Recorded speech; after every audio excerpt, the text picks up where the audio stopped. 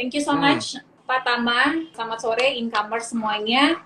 Hari ini Income Talk di programnya Ramadan di Ngabuburit Income kedatangan tamu spesial Pak Pratama Nugraha Chung gitu ya. Jadi anyway nama beliau panjang gitu biar verified ya. Terus kalau mau bacain CV-nya beliau panjang banget. Beliau itu adalah CEO-nya Mauna Group ya, education tentu nggak lokal seperti saya. Education-nya Curtin University, kemudian diploma degree-nya Xiamen University gitu ya. Kalau tanya saya, ya di Palembang aja gitu. Terus kemudian beliau juga dulu sempat di Toyota Suso ya Indonesia, kemudian Krimer GmbH 2018. Kemudian sekarang ada banyak banget. Saya tadi ngelihat websitenya Mauna Group. Wah, bisnisnya banyak banget. Mulai dari baja, mulai dari cafe mid stop, mulai dari Astera Canggu tuh hotel ya. Mungkin kita nanti bisa bahas ya itu apa sih gitu ya. Kemudian ada car studio, kemudian ada saya lihat ada juga dekor ya, mungkin interior. Mungkin nanti bisa dibahas seperti itu Pak Tama. Anyway, hari ini kita tuh lagi mau ngebahas something yang hype banget gitu ya di kalangan anak muda, di kalangan para investor, di kalangan milenial sekarang. Jadi orang selalu ngomong beli kripto, lu kalau nggak trading kripto, lu nggak mining kripto, lu tuh nggak gaul gitu ya. Nah, anyway, kita akan bahas itu lebih detail sama masternya. Karena saya ngikutin banget Pak Tama itu juga aktif gitu ya, jadi kayak crypto influencer gitu ya. Jadi boleh disapa-sapa dulu follower saya, followernya Pak Tama. Hai semuanya, selamat sore, thank you so much. Silakan Pak Tama. Ya, halo semuanya. Apa namanya? Perkenalkan, nama saya Pratama, cuma biasanya panggilnya Tama. Mungkin kalau orang sekarang lebih kenalnya ke ini kali ya, Tama tuh crypto miner gitu katanya.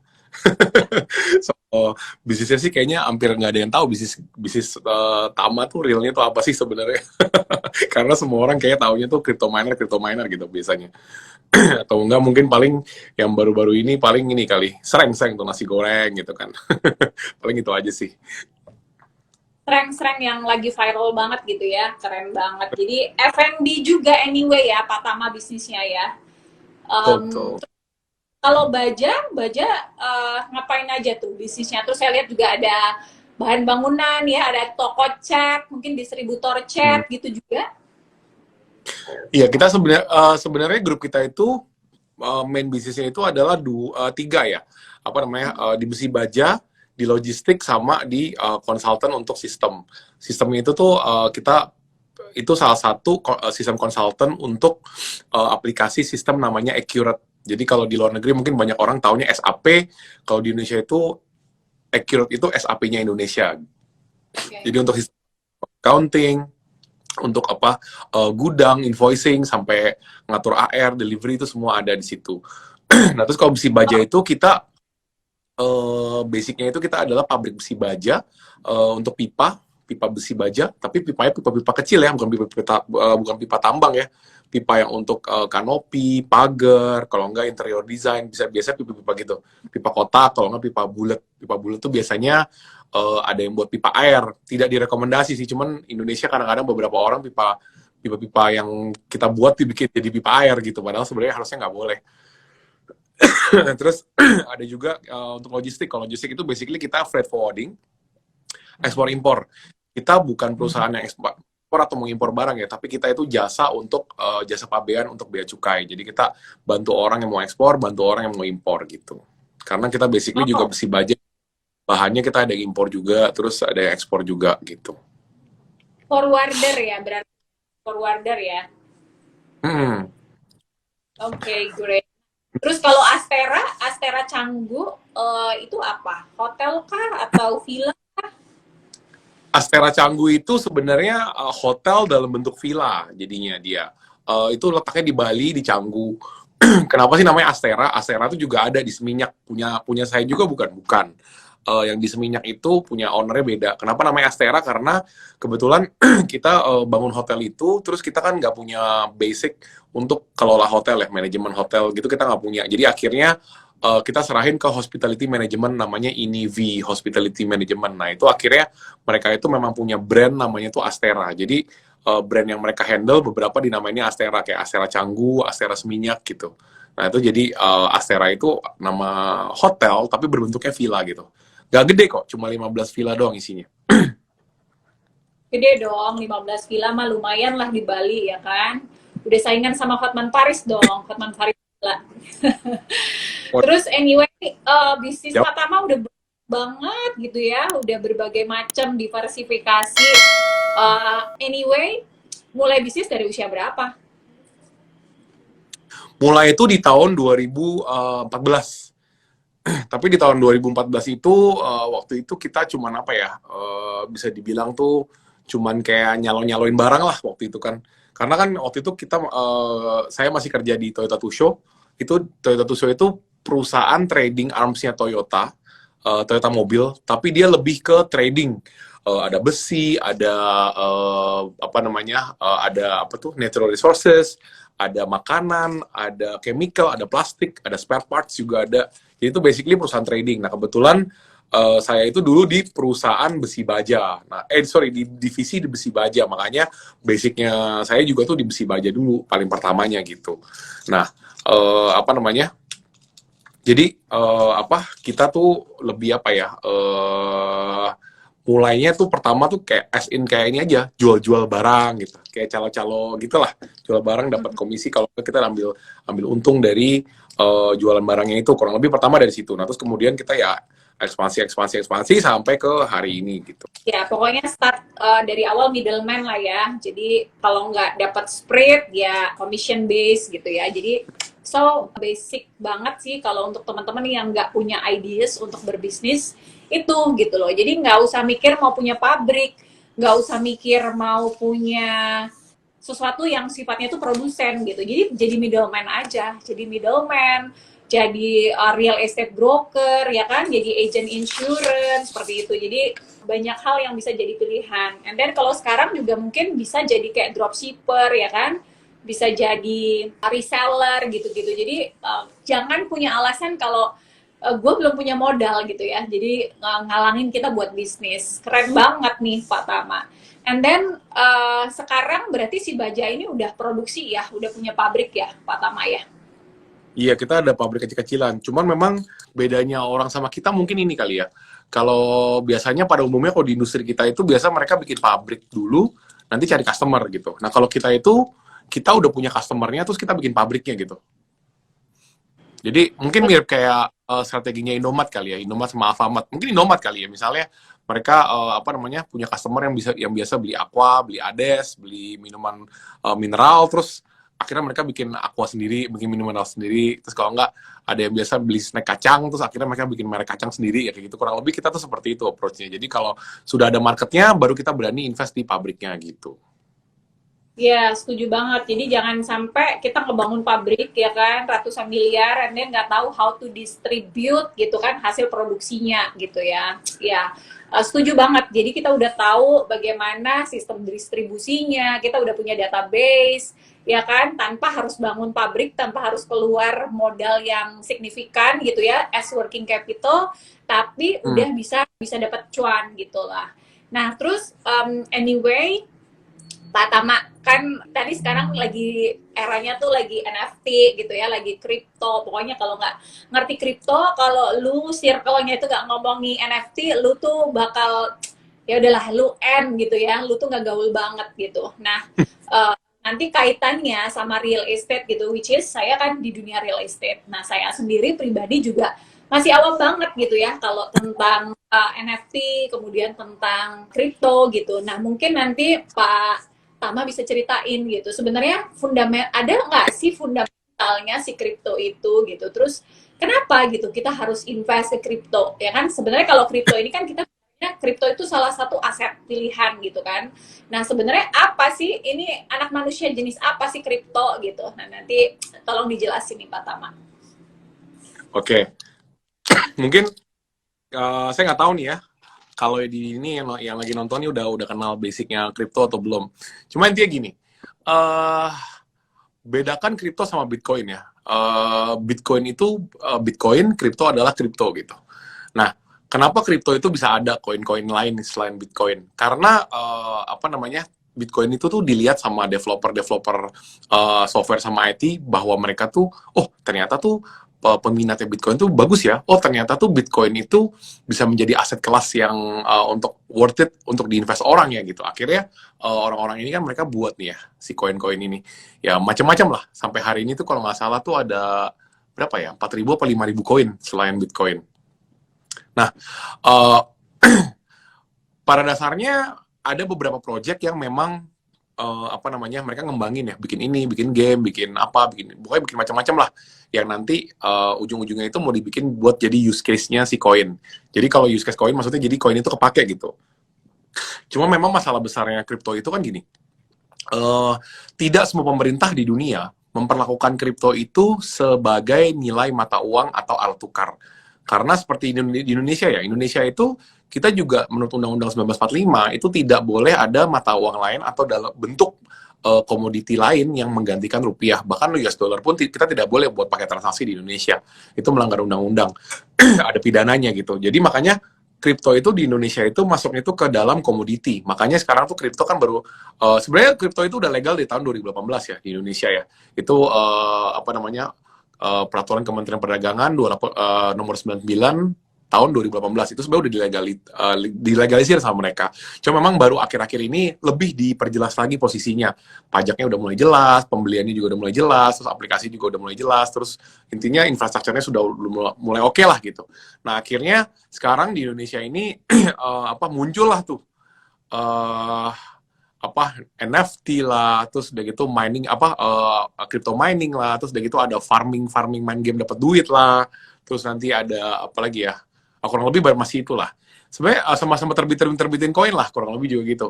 Sebenarnya kalau terbitin koin sih di Indonesia bukan hal yang baru ya, itu udah ada dari tahun 2017-2018. Itu udah ada beberapa koin di Indonesia yang udah launching, terus dia memang developernya cuma pengen cari uang doang, begitu orang masuk beli, dirapul sama dia, diambil semua uangnya. Itu juga udah banyak kejadian 2017-2018. Legal nggak sih? Legal-legal aja, karena itu memang sebenarnya kalau mereka udah punya legalitas koinnya ya masih nggak apa-apa gitu. Nah cuman apa namanya ya kita sebagai orang harus ngerti lah. Kripto itu kan sebenarnya tuh apa ya instrumen investasi. Salah satu instrumen dasarnya investasi di bidang mata uang digital gitu ya. Apa pengembangannya NFT adalah salah satu pengembangan dari si kripto tersebut.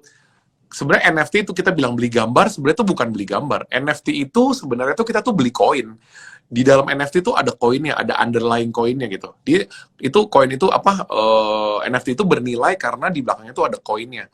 Nah jadi orang nih ngumpul-ngumpul NFT nih harus tahu tujuannya untuk apa. Developernya ini dia mau ngembangin kemana gitu. Kadang-kadang orang bikin NFT, ini itu gitu kan. Karena kemarin juga ada salah satu di Indonesia perusahaan yang lumayan terkenal juga ya. Mungkin juga saya rasa apa tahu kali kalau misalnya saya sebutin namanya. Cuman dia bikin apa metaverse Jakarta atau metaverse Indonesia gitu. Bahkan sampai diresmikan sama si inilah orang penting di Indonesia kemarin gitu kan. Terus tapi ya udah akhirnya hilang. Begitu udah beli, ada yang beli Tanjung Priok, ada yang beli tower apa, ada yang beli tower apa gitu. Akhirnya hilang karena pengembangannya tuh di mana gitu. Mereka bikin itu, orang beli di dalamnya itu, terus akhirnya mau dikembangin kemana? Kalau misalnya nggak ada pengembangannya, ya itu nggak ada nilainya. Kamu beli NFT bodoh aja nilainya sebenarnya nggak ada nilainya, nggak ada apa. Kalau kita nggak perlu jauh-jauh ngomong sampai underlying aset atau enggak fundamental. Itu kejauhan lagi kalau menurut saya. Tapi yang pertama-tama kalau mau beli NFT itu lihat nih, developernya siapa? Dia mau bikin apa sih gitu. Semua NFT Indonesia yang terbuat itu ada yang ada future development-nya, ada yang sebenarnya kalau saya lihat di belakangnya itu sebenarnya cuma pengen jualan dapat uang doang. Itu juga banyak yang seperti itu di Indonesia. Jadi harus hati-hati, harus ngerti mau apa gitu. Karena kalau kita ngomong misalnya ya, sekarang oke, kita beli NFT A seharga misalnya 100 juta. Oh, ini NFT langka nih, seharga 100 juta, bla bla bla gitu. Terus kita nih ada nih Metaverse Jakarta misalnya, Tanjung Priok harganya misalnya 100 juta. Bisa nggak ditukar? Nggak bisa ditukar sebenarnya. Karena itu mereka beda jaringan, terus udah gitu juga secara value juga mereka beda. fundamentalnya kalau mau ngomong use case-nya juga udah beda gitu. Sebenarnya kalau kita mau ngomong aset bahwa aset itu bener-bener ada nilainya, ya itu berarti kan harusnya bisa dibarter, bisa ditukar. Kayak misalnya nih, kamu punya rumah 10M, saya punya mobil 3 mobil harganya 10M gitu misalnya. Itu kan kalau ditukar bisa, karena mungkin nilainya sama-sama 10M gitu kan, karena memang benar ada nilainya. Tapi NFT ini kan sebenarnya di Indonesia ini banyak NFT yang nilainya dibuat-buat. Contohnya kemarin tuh yang viral yang muka foto-foto selfie itu kan nilai kan besar-besar, semua orang kemana pada beli. Tapi akhirnya sekarang jadi apa? Ya udah jadi foto selfie aja gitu. Nah makanya harus tahu kegunaannya apa, harus tahu apa namanya ini developernya itu siapa gitu. Jadi kalau dibilang pasti banget bisa ini bisa itu, apalagi misalnya senilai properti, senilai apa namanya barang di dunia asli, itu harus dicek lagi sih. Nggak selalu worth it seharga itu gitu. Oke, so kalau kita bicara berarti kripto itu komoditi ya, kalau untuk ini di Indonesia seperti itu. Terus kemudian tadi harus ngelihat kalaupun kayak NFT siapa, who is the builder gitu ya, siapa foundernya, terus ekosistemnya apa, kemudian apa utility-nya itu apa, seperti itu ya. Nah, kalau bicara fundamental, ada yang bilang sebagian orang kripto itu nggak punya fundamental yang jelas. Nah, sebenarnya benchmark fundamental yang jelas itu apa gitu loh, dan seperti apa bentuknya, seperti itu.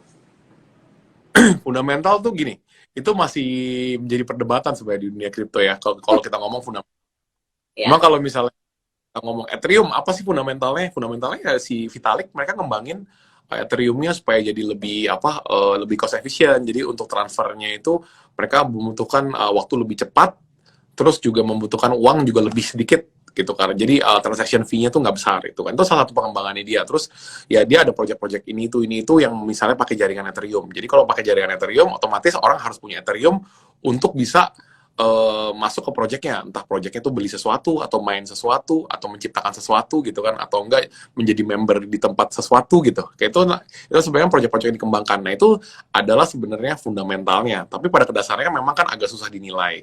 Nah, tapi ada juga perdebatan kalau dalam dunia crypto mining ya, misalnya Bitcoin gitu. Bitcoin itu kan ada si minernya. Miner itu kan dia harus beli mining rig kita sebutannya ya. Alat miningnya kita sebutnya mining rig. Harus beli mining rignya itu ada cost, ada biaya harus dibayar, terus juga bisa menghasilkan uang, terus mining rignya itu juga ada nilainya. Itu karena kan isinya kan VGA, ada motherboard, ada lain-lainnya gitu kan, seperti komputer gitu. Nah, itu kan bisa disebut juga fundamentalnya juga gitu. Itu kan ada benar-benar ada apa namanya underlying aset yang menggaranti si operasionalnya Bitcoin gitu. Nah, jadi kan intinya kan seperti itu. Fundamentalnya ya bisa ada yang bilang kalau dalam dunia kripto fundamentalnya Bitcoin adalah si crypto miners gitu. Tapi kalau misalnya buat koin-koin lain, misalnya karena kan koin tidak semua bisa ditambang. Buat koin-koin yang nggak bisa ditambang, mereka bilang, oh fundamentalnya ini, gue lagi bikin project ini, lagi bikin project itu, lagi bikin project ini gitu. Nah masalahnya memang di dunia ini, termasuk di Indonesia, banyak yang koin-koin dibuat tapi nggak ada projectnya setelahnya. Jadi mereka cuma pengen ambil uang doang. Jadi makanya akhirnya orang pada bilang, ah ini bullshit nih, nggak ada lah kripto tuh apa namanya fundamentalnya semua bohong gitu. Ya itu memang betul, karena dari 4.000 koin itu paling nggak nyampe 20 yang bagus. Sisanya itu koin-koin gorengan yang memang nggak ada nilainya semua gitu. Oke, so on the other hand, sebenarnya kayak si crypto atau NFT itu bisa kita bilang crowdfunding juga, bener nggak sih? Jadi orang kayak grab money, tadi kalau mereka nggak jelas gitu ya, bisnisnya, utility-nya, kemudian juga fundamentalnya tuh nggak jelas gitu. Itu bisa kita bilang crowdfunding juga nggak sih? Kumpulin dana gitu. Kumpulin dana ya, sebenarnya sih agak berbeda ya praktek pengumpulan dana sama ini. Kalau bisa pengumpulan dana ini kan apa ya? Pengumpulan dana itu kan kita tuh lebih kayak ngumpulin orang terus kita kelola buat sesuatu ya. Tapi kalau misalnya dan kita punya obligasi untuk mengembalikan mereka gitu kan. Kalau dalam dunia kripto itu kita ngumpulin dana orang betul, maksudnya kita jualan koin produknya kita, tapi kita tidak punya tanggung jawab untuk mengembalikan uangnya ke mereka dalam bentuk profit atau apapun itu, atau enggak, at least mengembalikan dengan nilai yang sama tuh enggak, kita nggak ada obligasi ke situ gitu. Kalau mengumpulkan uang kan kita harus ada tata kelolanya, kita mau bikin bisnis apa gitu kan. Kalau dalam dunia kripto ada memang rencananya mau bikin apa, tapi kita tuh nggak punya obligasi buat be responsible for their money gitu, karena kita menjual sesuatu yang bisa dibilang kadang-kadang kalau koin-koin hoax itu kita bilangnya mimpi, terus akhirnya mereka beli, ya udah, kamu beli mimpi saya, kalau misalnya mimpi nggak terwujud ya ya bye bye, itu sorry itu saya gitu kan, seperti yang kayak Wah, misalnya ya baru-barulah toko publik yang terkenal itu ya, yang dulunya penyanyi itu kan bikin koin, ibu-ibu arisan masuk, terus koinnya nyungsep udah kayak nggak tahu, sampai sekarang udah nggak tahu nilai berapa. Bahkan kemarin saya baca di berita developernya aja udah pergi. Ya siapa lagi mau develop use case-nya kalau gitu? Ya berarti tuh koinnya udah tinggal tunggu mati aja, udah mati suri sama lamanya kan. Bayangkan koin developernya udah nggak ada. Nah terus mau jadi apa ya koin itu kan? Ya udah hilang begitu aja pasti gitu. pun. Jadi sebenarnya enak banget gitu ya. Jadi kayak developernya ini enak banget gitu. Karena kan nggak punya obligation untuk apa atas dana-dana yang terkumpul. Ya udah, caw aja gitu ya. Lah itu pertanggungjawaban moralnya gimana gitu? Nggak ada. Iya benar, memang di dunia apa di makanya kan kripto ini kan sebenarnya udah ada. Bitcoin itu sudah ada dari tahun 2008 akhir. Terus muncullah koin-koin lain sampai hari ini gitu ya. Makanya kripto itu kan baru benar-benar diterima di market global itu ya, baru benar-benar mass adoption-nya itu ya. Itu baru benar-benar di 2020 2021 karena Covid ini kan. Dan akhirnya begitu kelihatan maksudnya udah mass adoption, seorang juga udah mulai pakai, akhirnya pemerintah beberapa negara mau nggak mau harus melegalkannya dan harus mengatur lah si kripto ini kan, pergerakannya gimana, cara belinya gimana, monitoringnya gimana gitu. Nah karena masalah sebenarnya udah lama dari tahun 2008 nih, jadi not even 10 tahun, 12 tahun itu kripto itu ya memang masih jadi struggle karena memang ya faktor tadi itu gitu ya, apa namanya, nggak ada tanggung jawab moral ya, dan memang orang juga udah jual asal mereka punya izin legal, tinggal masukin ya udah bisa bisa dengan gampangnya mereka ya suka-suka mereka mau bagaimana gitu kan. Jadi memang gitu ya, kurang lebih mirip-mirip ini juga sih sama kayak saham-saham gorengan juga sih, udah udah IPO terus ntar mereka goreng-goreng sendiri, ntar digoreng-goreng terus udah gitu ntar didam-dam kayak gitu, itu juga kan ada tuh praktik-praktik kayak gitu kan. Nah makanya ya kurang lebih sama. Cuman bedanya ini koin, yang satu lagi nilai bursa di saham gitu kan. Kode. Oke, terus menurut Pak Tama nih, sebenarnya kalau kayak pemula ya, newbie gitu, mereka tuh lebih baik jadi miner atau jadi trader kalau untuk masuk ke kripto? Sebenarnya nggak ada yang lebih bagus mana. Sebenarnya tuh mungkin pertanyaannya lebih cocok yang mana gitu. Karena Ya, orang beda-beda. Kalau misalnya dulu atau pas saya pertama mulai jadi crypto miner ya, pilihannya tuh cuma sedikit. Waktu itu tuh cuma ada stacking. Stacking itu tuh kita punya koin ya, kita beli koin, kita punya koin. Terus koin itu kita titipin ke developer ya, nanti sama dia dibungain. Nah, jujur itu gue nggak terlalu berani. Kenapa? Karena Indosuria aja yang udah 20 tahun lebih bisa kabur, bisa hilang gitu duitnya semua kan. Apalagi ini developer kripto yang umurnya masih, aduh, ada yang 1 tahun, ada yang berapa bulan, ada yang cuman paling lama 10 tahun lah di dunia ini mereka lahir gitu kan. Jadi menurut gua masih banyak kemungkinan mereka kabur gitu, atau enggak mereka nggak perform terus duitnya hilang. Bisa aja seperti itu. Jadi gue masih nggak percaya sampai hari ini kalau misalnya ada apa namanya stacking yang bisa berhasil gitu ya, maksudnya aman selama-lamanya. Tapi banyak sih memang yang teman-teman kita juga yang stacking, cuman sampai hari ini idea of stacking tuh masih belum nempel di otak gue. Oke, itu jadi enggak tuh stacking. Nah pilihan gue tinggal dua waktu itu, trading sama mining. Trading udah dicoba waktu itu, tapi akhirnya mengganggu sekali kerjaan. Jadi karena kita masukin trading, misalnya masukin uangnya lumayan banyak, terus kita tuh floating terus kan uang kita kan, kadang untung kadang rugi, kadang untung kan kalau di kripto itu tuh marketnya tuh dinamis banget ya pergerakannya. Beda sama saham. Kalau saham itu kan lebih stabil dia biasanya, nggak terlalu dinamis gerakannya. Kalau kripto itu gerakan dinamis gitu, gerak terus. Kalau lagi arah-arah, kalau lagi ARB gitu kan. Jadi kita tuh kerja nggak tenang, pengen liatin terus, waduh ini untung berapa nih, aduh ini rugi berapa nih gitu. Jadi akhirnya waktu itu pas trading akhirnya memilih nggak trading. Terus akhirnya waktu itu belajar konsep crypto mining. Apa sih crypto mining waktu itu? Terus belajar sampai kurang lebih tuh 3-4 bulan nih waktu itu kita pelajarin sampai ngerti banget. Akhirnya pergi ke tempat orang juga yang punya crypto mining, belajar dari mereka, dengar mereka. Akhirnya oke, ini lebih cocok sama risk profile-nya gua gitu. Karena kan memang basically kita itu pabrik besi baja ya. Jadi emang kita udah terbiasa dengan investasi mesin, nanti mesinnya menghasilkan uang untuk kita. Nah, itu mirip banget sama konsepnya crypto mining. Investasi mesin, nanti mesinnya menghasilkan uang untuk kita. Nah, itu makanya akhirnya gue mutusin untuk crypto mining gitu. Nah, tapi balik lagi, misalnya orang yang biasanya bisnisnya itu jasa gitu, misalnya digital marketing agency, mereka berasa gue gak pernah investasi alat buat menghasilkan uang, investasinya ke diri gue sendiri gitu, baca, ikut kursus, terus kalau enggak apa namanya ikut pelatihan ini itu, seminar ini itu, nanti akhirnya gue bisa jual jasa gue lebih mahal gitu karena gue udah certified ini, certified itu gitu. Jadi buat buat orang-orang kayak yang biasa di industri jasa mungkin gak cocok sama crypto mining karena mereka tidak terbiasa dengan investasi gitu. Nah jadi kalau kebetulan memang gue udah terbiasa dengan investasi, bahkan di bisnis logistik kita kan juga harus investasi beli tracking, beli trailer, beli fuso, itu banyak kayak gitu-gitu kan. Jadi kita mau nggak mau, ya emang udah terbiasa di bidang itu. Jadi mau ya kita udah oke-oke aja di crypto mining gitu. Jadi tergantung balik lagi, cocok nggak sih masing-masing sama crypto mining gitu. Karena di dalam seminar gue pun, gue juga selalu bilang, tidak semua orang itu cocok menjadi crypto miner gitu.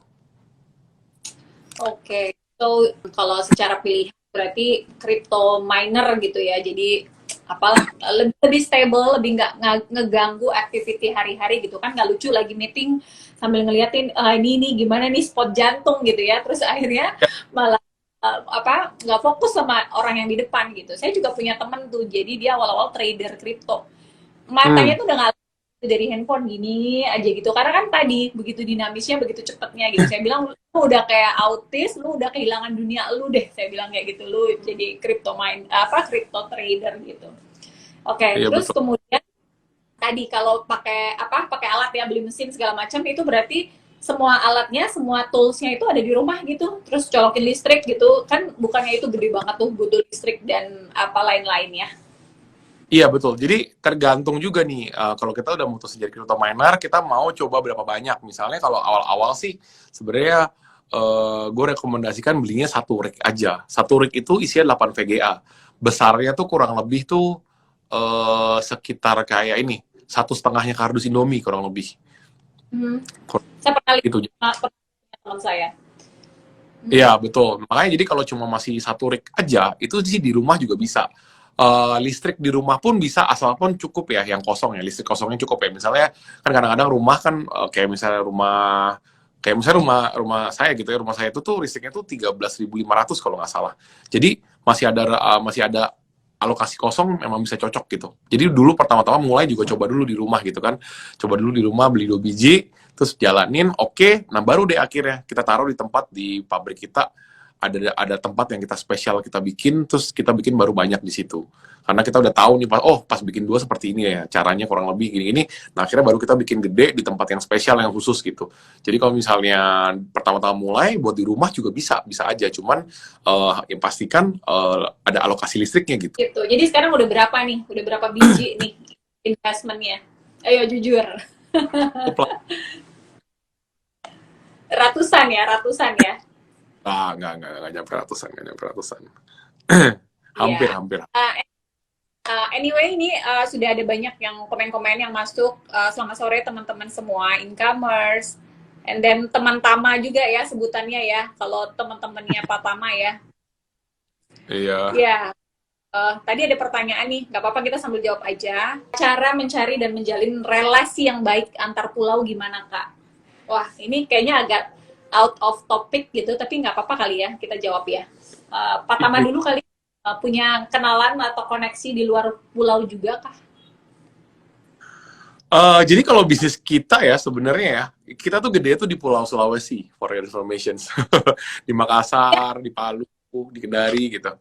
Jadi memang banyak banget, kita juga memang relasi di pulau-pulau di luar pulau gitu. Cuman jujur kita memang ada PIC yang memang tanggung jawab untuk ngurus bisnis di sana. Jadi dalam kayak misalnya untuk in terms of maintaining relationship sama mereka, yaitu biasanya sih kita udah ada orang yang untuk taking care of itunya, dari sisi bisnis, dari sisi personal juga udah ada. Memang kadang-kadang mereka juga mau kontak kita langsung ya, biar kadang-kadang kalau Oke, mungkin orang-orang yang berbisnis dengan kita dari pas kita dulu mulai, biasanya sih mereka suka kontak kita langsung karena mereka pengen ngobrol langsung sama ownernya biasanya. Cuman kalau orang-orang yang baru kenal sih biasanya mereka udah kontak langsung sama orang-orang kantor kita, jadi mereka yang maintain gitu. Nah makanya nanti kita juga kalau di company itu ada KPI buat untuk ini juga customer relationship itu juga ada. Misalnya customer retaining rate juga itu kita juga bisa perhatikan juga gitu. Kita sih basically manage untuk relationship itu lebih ke arah data kalau biasa kita. Misalnya customer udah nggak lama beli, berarti something wrong. Kita cari nih PIC-nya siapa, terus kenapa, kita tanya nih, kenapa kok ini tiba-tiba kok jadi nggak pernah dekat lagi sama kita, nggak pernah kontak kita, nggak pernah hubungan bisnis lagi sama kita gitu. Nah berarti ada something wrong nih antara dulu pernah salesnya atau enggak PIC-nya ada masalah sama mereka, atau enggak memang customer-nya memang bermasalah gitu. Nah jadi biasa sih kita lebih ke data ya, kalau misalnya udah banyak. Kalau untuk personal to personal banyak, jujur sekarang gue juga udah nggak bisa manage karena itu udah nggak ada waktunya lagi gitu.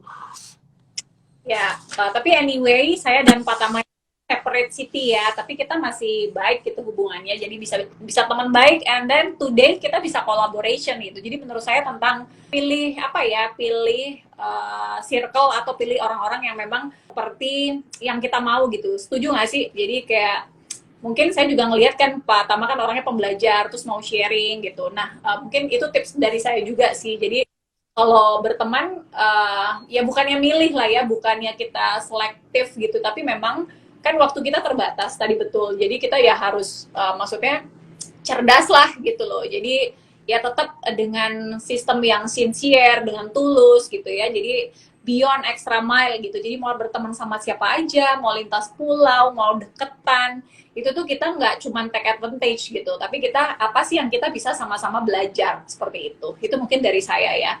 Ini ada pertanyaan-pertanyaan, kita boleh sebelum kita lanjut nanti kita jawabin dulu. Kok aku pernah dengar soal update Ethereum dari POW menjadi POS. Jadi untuk miner yang sebelumnya mining ETH, sekarang mining apa dong ya, terkecuali BTC menurut Koko? POW ke POS. Gini, wacana soal ETH mau ganti dari POW. POW itu berarti itu proof of work ya, bisa di mining. Jadi proof of stake itu udah tidak bisa di mining gitu ya. Itu wacana sebenarnya udah dari tahun 2018. Jadi dari 2018 pun sampai hari ini tuh masih belum terrealisasi gitu. Dan kalau menurut orang technical analisis ya, sama kripto senior di dunia ya, bisa terjadi nggak sih ETH POS? 90% dari mereka ngomong tidak mungkin terjadi. Karena apa? Karena algoritmanya Ethereum, sampai mereka salah satu coding, itu Ethereum bisa collapse semua satu sistemnya mereka. Itu uang kita bisa hilang semua. Vitalik jadi dari kaya bisa jadi miskin langsung. Jadi apa namanya? Apakah dia mau resikoin seperti itu gitu? Kemarin aja dia ganti ke EIP 1559, jadi gas fee-nya di burn lebih banyak supaya lebih murah transaction cost-nya. Itu aja kemarin mereka tuh kena hack sampai ribuan Ethereum. Baru mereka transisi EIP 1559. Nah ini kan rencananya kalau nggak salah nih, Juli ini mereka mau ganti jadi POW. Ganti jadi POS gitu. Mau Ethereum 2.0. Tapi menurut kabar yang beredar di mana-mana nih sekarang, ini diundur lagi sampai tahun depan, akhir tahun gitu.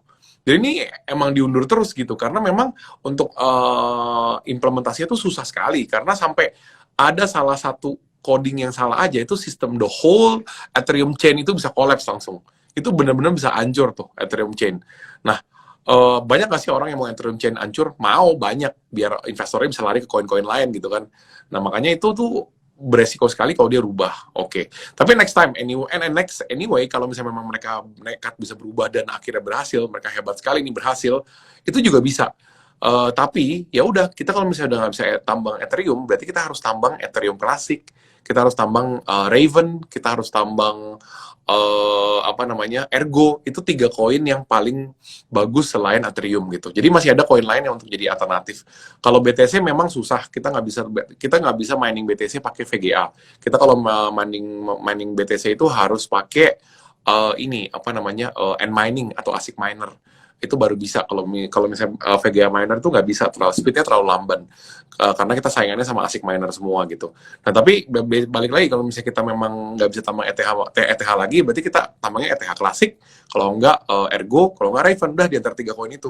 Atau nggak mungkin kalau nggak mau pusing cari mana yang paling profitable, nambangnya di NiceHash. Jadi ada mining pool namanya NiceHash, itu kamu bisa nambang di sana. Nanti NiceHash itu akan nentuin koin apa yang paling untung di saat itu, dan dia akan nambang itu. Nanti kamu di reward dalam BTC tapi gitu. Cuman biasa miner senior biasanya nggak mau mining di NiceHash, karena NiceHash itu kena cas komisi lebih gede, terus udah gitu nanti kena exchange rate-nya juga pasti biasanya rugi di exchange rate, karena kan dia koin banyak tuh, yang paling untung yang mana, nanti dirubah sama dia jadi BTC. Nah itu waktu pas dia rubah itu kan ada conversion rate-nya tuh. Nah conversion rate itu kan bisa bagus bisa enggak, dan most likely kayaknya kalau udah namanya nice hash, pasti conversion rate-nya jelek. Nah berarti lo akan ada proporsional yang rugi di exchange rate-nya gitu. Oke, wow, itu bahasa-bahasa yang aku tuh jujur itu masih awam banget gitu ya. Tapi ya oke lah, nggak apa-apa sambil belajar. Anyway, ini ada pertanyaan lagi. Untuk satu rig, ini dia bicara tentang miner ya. Untuk satu rig, kira-kira bisa menghasilkan berapa sih dalam satu bulan? Berapa BTC gitu per bulan? Patokannya kalau di kita tuh kita nggak mining BTC, kita miningnya Ethereum. Jadi kalau Ethereum itu per hari ini nilai 43 juta, 44 juta ya. Berarti itu kurang lebih untuk mining rig yang seharga 100 juta itu sampai hari ini satu mining rig itu menghasilkan sekitar 5,2 juta kurang lebih kalau dengan nilai Ethereum seperti hari ini ya, kurang lebih seperti itu returnnya itu kalau pakai spek yang paling minimum ya, yang 245 nah, 250-an MHS lah kurang lebih, itu sekitar dapatnya uangnya seperti itu. Kalau misalnya mau tahu data teknikalnya sebenarnya bisa buka bisa buka Google, terus tulis ETH kalkulator. ETH ya bahasa Inggris ya, kalkulator ya. ETH kalkulator, nanti tinggal klik aja di itu web yang pertama, nanti tinggal masukin deh MHS kita berapa, listrik kita berapa, kita tinggal klik. Itu langsung dapat tuh uang dolarnya dalam berapa, ntar dolarnya kita konversi ke rupiah gitu. Anyway, topik kita kan kripto atau properti, ini belum dijawab nih. Menurut kamu kripto ini? Kan ini banyak penasaran tentang kripto nih. Ntar dulu kita habisin dulu nih yang tentang kripto ya. Kalau untuk PO berubah menjadi minimal 0,02 ETH, mungkin dalam waktu dekat nggak kok? Dari Nona Nita. Apa pertanyaannya yang mana tadi? Ntar dulu. Kalau P.O, apa tuh maksudnya PO ya? Berubah jadi minimal 0,02 ETH, mungkin dalam waktu dekat nggak kok katanya. PO tuh apa ya? Nggak tahu PO tuh apa ya? Nggak tahu PO tuh apa. Nah, kalau kita bicara dikit tentang bisnisnya Pak Tama ya, kalau Coffee Meet Stocks itu apa sih? Oke, Coffee Meet Stocks itu adalah ini, sampai hari ini Coffee Meet Stocks itu adalah masih edutech ya. Edutech untuk saham. Jadi kita itu kasih orang pembelajaran untuk gimana cara mereka investasi di saham. Nah, tapi on the process kita juga kasih semacam signal juga ya. Jadi misalnya sama apa sih yang lagi bagus, sama apa sih yang lagi jelek gitu. Itu juga kita kasih lihat biasanya. Kalau perhatiin IG gue itu sering banget gue post hasil dari analisanya Coffee Meet Stocks per minggu biasanya. Kita share hasilnya. Not bad, returnnya not bad. Jadi analis kita doing a very good job.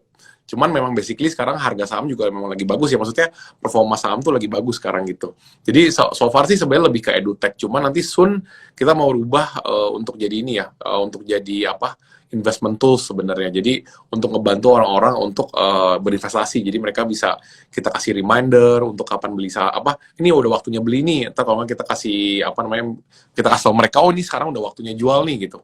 Bukan robot ya, bukan dalam bentuk robot ya, tapi kita tuh sahamnya tetap dipegang di account-nya orang masing-masing. Kita tidak bisa menjual, tidak bisa membeli.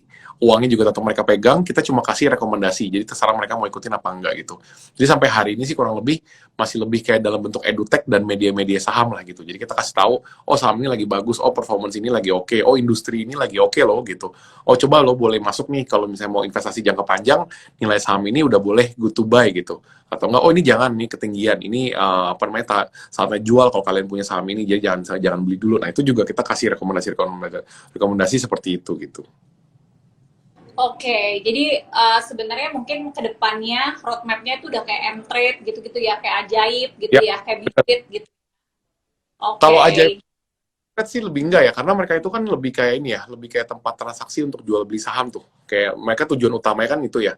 Kalau kita sih sebenarnya sampai hari ini kita masih belum mau masuk ke pasar itu. Kita lebih mau ke supporting function saja gitu. Jadi kadang-kadang kan ada mungkin kadang-kadang tuh kayak misalnya temen ya pernah cerita gitu kan, ini gue masuk ke apa namanya Ajaib tapi bingung ya mau beli saham apa. Nah, akhirnya mereka tuh bingung nih cari. Nah, itu Cafe Mistox tuh pengen ini ya, pengen hadir di sana untuk menjawab pertanyaan-pertanyaan si orang-orang itu. Jadi, oh, ini Cafe Mistox ini bisa bantu nih. Oh, ini beli saham ini ya. Oh, ini beli saham ini ya gitu, kayak gitu-gitu loh. Jadi kita tuh lebih ke media sama supporting functions-nya untuk orang-orang yang berniat investasi di dalam dunia saham. Tapi memang ke depannya mungkin kita kembangin lagi ke kripto, kita kembangin lagi ke instrumen-instrumen lain gitu. Got it. Oke, berarti lebih ke community ya, orang-orang yang mau invest stock, kalau mau tahu education yang nggak abal-abal gitu ya, maksudnya mau tahu saham bagus apa segala macam, pokoknya masuk deh ke Cafe Meet Stock gitu ya, betul ya? Hmm. Hmm. Oke, terus ya di cara meyakinkan klien untuk gabung di kripto gimana kok? Karena kripto itu sendiri kan tidak obligation tadi ya, yang kita bahas. Sebenarnya kalau dari diri gue sendiri pun tidak pernah meyakinkan orang untuk join kripto. Karena gini, karena orang tuh masing-masing ya punya Ya, literasi skill yang beda-beda. Terus orang juga masing-masing punya pendidikan yang berbeda-beda. Terus orang juga masing-masing punya risk profile assessment yang berbeda-beda gitu kan. Jadi akan sangat ini apa namanya? Akan sangat complicated kalau kita mau tarik orang untuk masuk ke dalam invest ke dalam dunia kripto.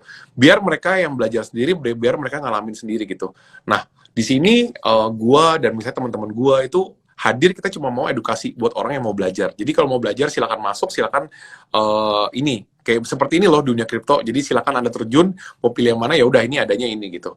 Karena kalau kita lihat dari data ya, data yang udah ada ya misalnya, kita kelihatan kok anak-anak universitas tuh ya biasanya mereka tuh paling suka marketnya tuh reksadana. Karena kenapa? Karena reksadana tuh mereka ada estimasi return biasanya.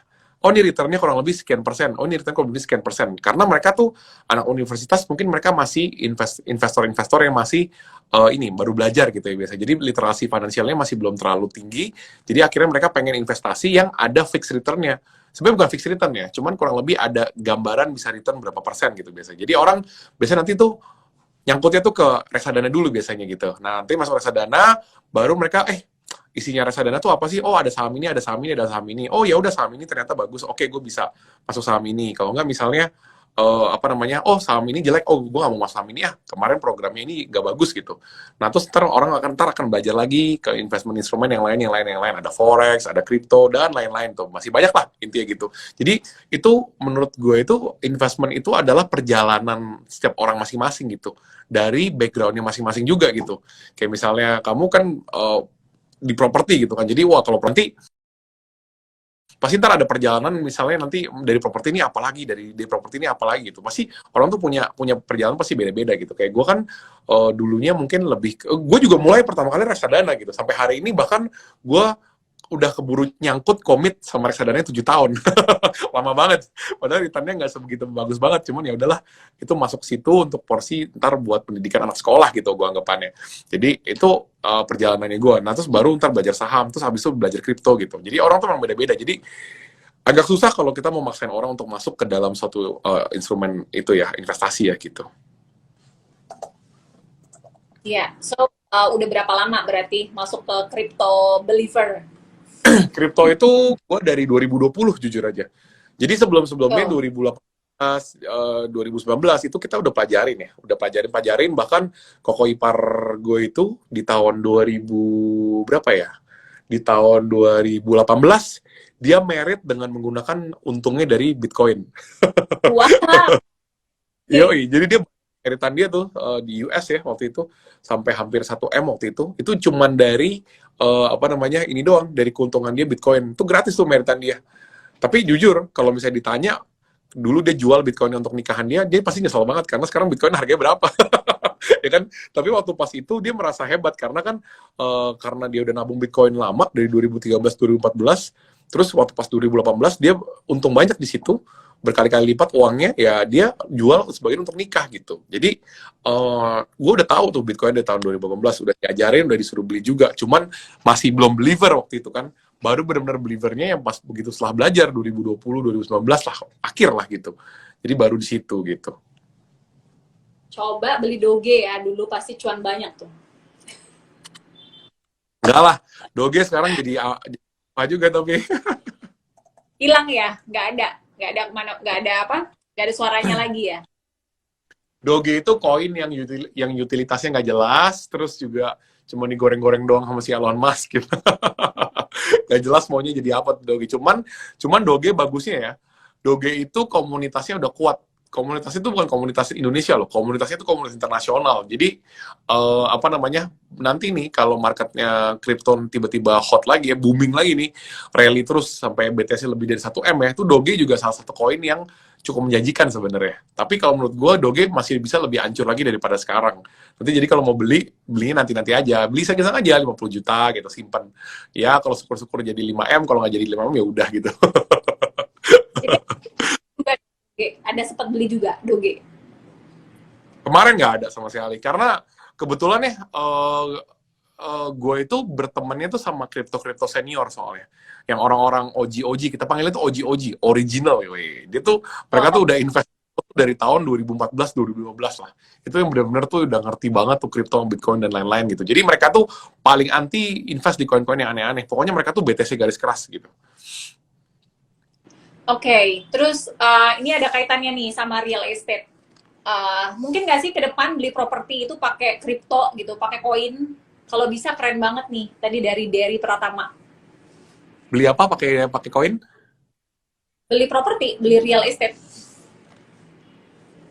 Ada satu uh, entertainment places ya di Bali ya, yang kemarin itu hak guna kelolanya itu dibeli pakai kripto. Tapi gue gak bisa sebutin apa, nanti gue disu lagi. Cuma udah ada tuh di Bali yang seperti itu. Tapi jujur ya, prakteknya itu belum diperbolehkan di Indonesia karena apa namanya, Indonesia itu tidak mengakui mata uang lain atau komoditas lain atau bentuk investment instrumen lain untuk sebagai mata uang atau alat tukar. Jadi tidak boleh, tidak bisa, itu ilegal gitu. Nggak tahu nanti ke depannya apakah ada revisi undang-undangnya, cuman kalau sampai hari ini Undang-Undang 45 menyatakan bahwa itu tidak boleh gitu. Ya, Pemerintah tapi sendiri pengen bikin itu ya, i-rupiah ya. I-rupiah itu konsepnya kayak gitu soalnya. Jadi mungkin mereka akan pakainya i-rupiah, nggak mau pakai yang lain gitu. Mereka mau ya, kendalin sendiri. Hmm. ya. Tapi menurut gue sih sebenarnya possible aja ya. Karena sebenarnya kan konsepnya mungkin ini lebih ke NFT ya saya ngomongnya ya. Jadi kayak apa? End to end terus lebih aman juga. Mungkin someday kayak sertifikat gitu-gitu kan bisa pakai NFT ya. Means mungkin Bener. bukan kriptonya ya, bukan kriptonya tapi mungkin someday ke depan bisa punya sesuatu tapi dengan dia punya kayak apa legal apa smart contractnya itu dalam bentuk si NFT itu mungkin seperti itu ya yang bisa jalan ke depannya. Bener. NFT sebenarnya kalau di setahu gue ya di Dubai ya, itu mereka tuh udah pakai NFT untuk sertifikat tanah, untuk akte Mhm. kelahiran gitu. Udah mulai ada trial ya. Bahkan sertifikat tanah kalau nggak salah juga udah ada gitu. Cuma memang ya gitu ya, pengembangannya karena memang orang banyak yang pengen dapat uang cepat gitu-gitu ya, akhirnya ada yang jualan gambar, ada yang jualan apa namanya album, lagu gitu-gitu kan. Itu sebenarnya agak-agak bertentangan sama penggunaan NFT, tapi ya anyway itu ya learning curve yang harus dilewatin di industrinya sih menurut gua. Jadi supaya orang ngerti dulu, paling gampangnya masuknya kan berarti dari entertainment ya. Ya begitu nanti begitu, setelah itu baru deh bisa masuk ke dalam ranah-ranah yang lebih apa ya, lebih formal, lebih legal gitu kan.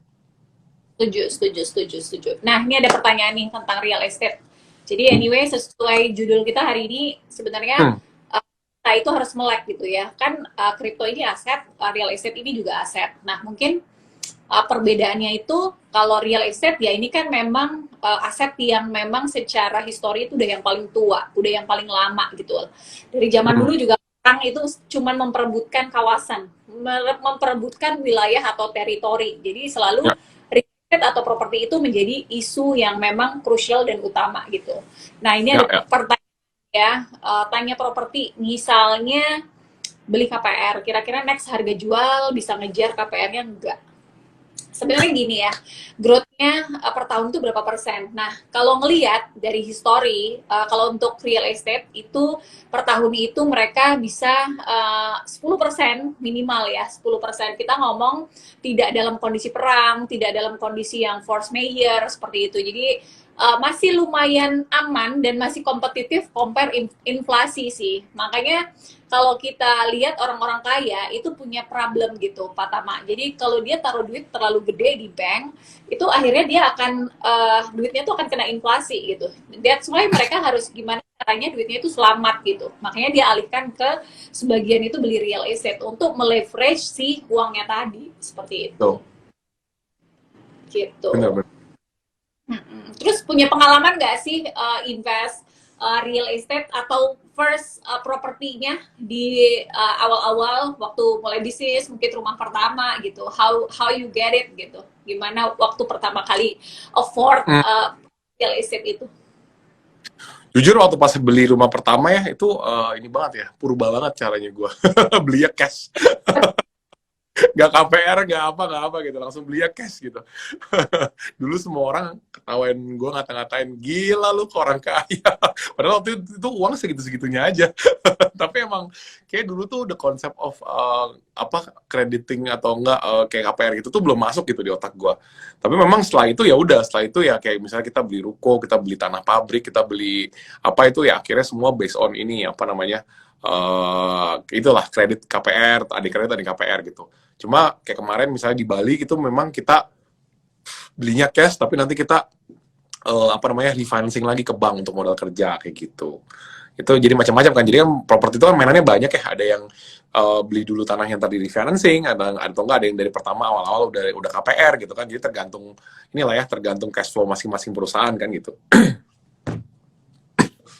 Oke, jadi kalau menurut Pak Tama sendiri dari porsi-porsi sekarang nih ya sampai dari berapa belasan tahun mulai bisnis, yang paling safe dari sekian banyak dalam perjalanan menjadi entrepreneur ini kan banyak opsi-opsi investasi.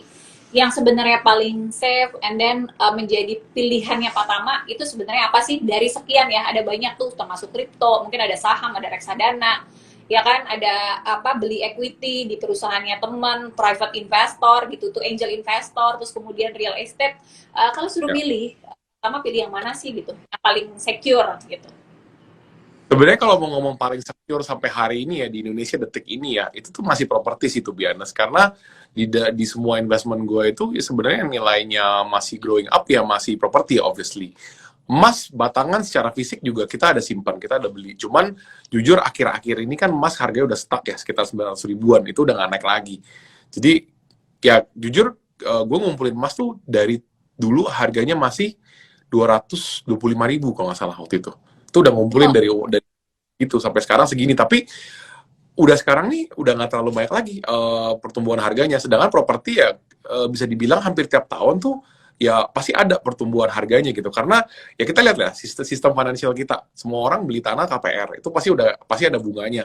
Minimal itu tanah tuh naik seharga bunganya gitu kan. Karena nanti begitu orang udah selesai KPR atau enggak orang udah selesai cicil, itu pasti mereka akan jual di plus sama harga bunganya. Itu pasti gitu biasanya. Jadi nilai si properti ini pasti biasanya akan naik gitu. Cuma memang jujur ada properti-properti ya kadang-kadang ada ya properti berbentuk apartemen itu yang nilainya dari dulu segitu ya segitu aja nggak pernah berubah. Kayak contohnya adalah salah satu apartemen dekat rumah gue atau enggak dekat rumah temen gue ya dari dulu harganya 250 juta, sekarang dijual malah 200 juta aja nggak ada yang mau gitu. Itu juga ada yang kayak gitu ya kan. Jadi ya pilih-pilih pintar. Property is a good investment, tapi harus pilih juga propertinya harus yang bagus gitu. Apa namanya lokasinya atau fungsionalitasnya gitu. Misalnya, saya properti di mana ya? Dulu waktu pas zaman gue kerja di perusahaan yang dulu ya perusahaan Jepang, itu pertama kali gue kerja itu orang Jepang sana mereka sewa apartemen Pakubuwono kalau nggak salah, yang kamar 2 ya kalau nggak salah. Itu satu bulan tuh masih 30-an jutaan waktu itu. Itu di tahun 2011 kalau nggak salah. Di tahun 2017 ya atau 2016 ya waktu itu gue resign dari perusahaan. Itu Pakubuwono yang apartemen yang 2 kamar itu udah mau 50 juta harga sewanya. Dan bayangin dong harga fisik apartemennya kalau dijual tuh udah harganya udah berapa kali lipat gitu. Karena untuk sewa bulanannya aja itu udah naiknya banyak sekali gitu. Nah itu balik lagi karena posisinya bagus, lokasinya bagus, fungsionalitas dari apartemennya juga bagus gitu. Kadang-kadang ada developer yang asal bangun nggak jelas terus mungkin juga gedungnya juga nggak bisa tahan lama gitu ya, ada yang udah retak-retak, ada yang bahkan ada yang miring kan gedung apartemen. itu ya siap-siap aja nggak ada nilainya gitu apartemennya gitu kan. Jadi harus dilihat juga ada developernya, terus juga lokasinya, fungsionalitasnya gitu-gitu lah. Setuju banget. Jadi kalau mau beli properti, properti is a good asset gitu ya. Jadi memang itu aset yang paling tua gitu ya. Dari sejarah pun udah mencatat itu. Namun Ya. kayak mau beli itu developernya cek portofolionya, ya kan kualitasnya, serah terimanya berapa lama gitu. Terus kayak Paku Buwono itu juga ini bukan orang pertama yang ngomong bahwa kayaknya harganya itu oke gitu ya, secara rental yield-nya juga bagus. Nah, terus bicara juga tadi tentang rental apa tentang purpose invest gitu ya. Kalau kayak beli apartemen rasanya kalau untuk kayak berharap dari capital gain itu rasanya akan kecewa gitu. Tapi kalau mungkin dapat yield dari sewa itu masih possible gitu loh. Ya, kemudian ini ada pertanyaan dari Mova, sambil menunggu land bank harganya naik cocok untuk dibuat bangunan sementara yang isinya mining rig. Oh, ini ideas. Jadi Ya punya betul land betul. bank, udah bangun ini deh, bangun gudang untuk mining kripto ya. Nah, itu langsung kontak deh nanti sama Kotama ya, sama Pak Tama ya. Terus ini, Kak, punya uang 1M, lebih baik beli koin BTC di wallet atau dibelikan mining rig? Hmm. Nggak bisa ngomong karena tergantung yang tadi nanya tuh apa namanya dia biasanya suka sama bisnis yang kayak gimana gitu. Hmm. Basically sebenarnya dua-duanya sama-sama investment. Tapi kalau misalnya apa namanya BTC itu investment yang sangat panjang ya. Kita ngomong mungkin 3-4 tahun, 5 tahun gitu. Itu bisa jadi bagus lah nilai karena sampai hari ini BTC itu kan cuma ada 21 juta koin. Sekarang itu sudah tertambang 18 juta koin gitu kan. Jadi tuh kelihatan tuh supply-nya sudah mau habis dan tidak bisa ditambah supply-nya. Kalau koin-koin lain supply-nya itu tidak terbatas biasanya. Yang terbatas pun biasanya tuh bisa di print lagi koin yang bisa diminting ulang atau enggak ntar developernya bikin koin baru gitu kalau udah habis supply-nya. Cuma intinya apa namanya BTC itu tuh sangat terbatas. Jadi bisa jadi nilainya berkali-kali lipat. Kalau lihat perjalanan nilainya dari 2008 sampai 2022 itu udah terlihat sekali ya apresiasinya tuh tiap tahun tuh signifikan lah gitu BTC. Nah itu tergantung masing-masing deh maunya gimana. Mau yang BTC atau mau yang crypto mining karena crypto mining itu tetap ada kerjaan cuma lebih fleksibel kita bisa invest yang koin-koin lain yang menjanjikan gitu. Pengali pengalinya kalau di crypto mining misalnya kita tambang koin kayak let's say kayak Raven atau enggak Ergo atau enggak ETC klasik gitu ya. Seandainya Ethereum dia berubah jadi POS, itu nanti semua investor Ethereum pasti bakal berubah pindah ke Raven, bakal pindah ke Ergo, bakal pindah ke ETC Ethereum klasik. Nah itu kalau mereka pindah semua, itu koin-koin itu nilainya tuh bisa kali 2, kali 3, kali 4, kali 5 gitu. Itu sangat memungkinkan karena Ethereum Classic aja di awal tahun kemarin ini 2-3 bulan lalu ya, dia tuh 85% dalam 1 bulan naiknya. Nah, jadi pengalinya tuh sangat bisa berkali-kali kalau misalnya di koin-koin yang kecil-kecil gitu. Kalau kamu nambang, kamu bisa dapat chances peluang seperti itu. Tapi ya balik lagi, itu adalah kayak ini juga ya, kayak kita berspekulasi juga itu bisa bisa terjadi, bisa juga enggak. Tapi koin kan ada dua arah, bisa naik, bisa turun. Jadi kalau misalnya koin yang kamu tambang turun, itu resiko kamu juga gitu. Jadi balik lagi tuh, masing-masing risk profile-nya tuh ada tuh. Jadi kalian lebih cocok yang mana gitu. Kalau yang mau aman-aman, nggak mau pusing, ya udah BTC aja karena BTC udah pasti aman. Ya, jadi balik lagi ke risk profile masing-masing ya, jangan memaksakan diri. Jadi kita yang bisa apa ya mendeteksi dirinya kita tuh tipe yang konservatif kah, tipe yang mau apa lebih high risk high return kah gitu. Jadi pilih sendiri gitu ya teman-teman.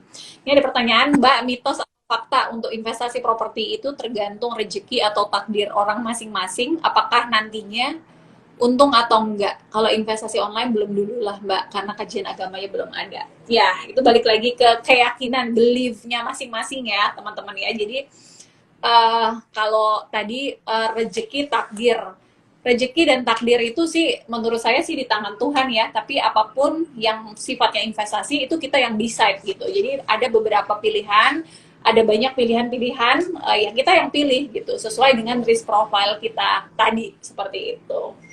Oke, anyway, udah 1 jam aja loh kita ngobrol nih, nggak berasa.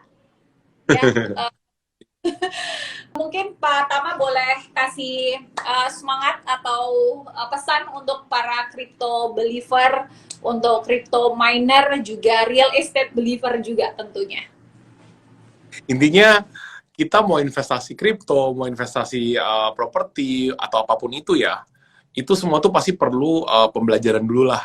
Sebelum mulai itu pasti kita harus pelajarin dulu cocok gak sama kita, terus udah gitu resiko kita tuh apa sih gitu. Terus udah itu nanti kemungkinan bagusnya nih kalau misalnya investasinya bagus, kurang lebih tuh jadi apa sih gitu. Jadi kan harus ada ini ya, risk and reward profile-nya tuh kayak bagaimana gitu. Jadi ya masing-masing orang pasti cocok-cocokannya beda-beda. Nah, makanya kamu harus masing-masing pelajarin dengan lebih dalam. Karena orang A bilang A bagus, belum tentu si B bisa bilang A bagus gitu. Karena orang, misalnya kadang-kadang ada orang dulu waktu pas pertama kali banget kerja, itu gue pernah kerja jualan sales deposito waktu itu. Jadi sales deposito waktu itu gue lupa deh bunganya berapa. Cuma yang pasti sekitar hampir 8% kalau nggak salah setahun. Terus waktu itu ada temen gue yang presentasi ke broker saham, dia disuruh datang ke kantornya, terus dia diketawa-ketawain sama broker sahamnya. Wah, 8% setahun. Gua itu 2% sebulan. Satu tahun gue 16%. Ya balik lagi kan lu trading coy. Lu bukannya taruh uang di deposito di bank terus dia banknya yang kasih bunga buat lu kan. Lu kan kerja juga gitu. Jadi beda-beda. Jadi makanya orang tuh punya ekspektasi beda-beda. Makanya jadi yang si kita cocok belum tuh orang lain cocok. Yang orang lain cocok pun belum tentu di kita cocok. Jadi memang kita harus pelajarin, terus kita lihat nih cocok gak sama kita. Kalau dari gue sih mending yang paling penting Indonesia tuh untuk saat ini tuh itu dulu sih. Banyak baca, banyak belajar, banyak pelajarin dulu kalau mau masuk apa-apa. Jangan asal masuk dengar orang bisa cuan-cuan-cuan atau cuan tuh ya kayak robot trading dan lain-lain. Akhirnya kemana semuanya? Jadi abu tuh duitnya mereka, jadi debu semua duitnya, udah nggak ada bentuknya lagi sekarang, udah hilang bos-bosnya juga sekarang kan. Makanya jadi harus pelajarin dulu lah. Indonesia menurut gua ini masih step yang baby step dulu lah, baby step untuk pelajarin punya literasi finance dulu, baru nanti mulai investasi gitu.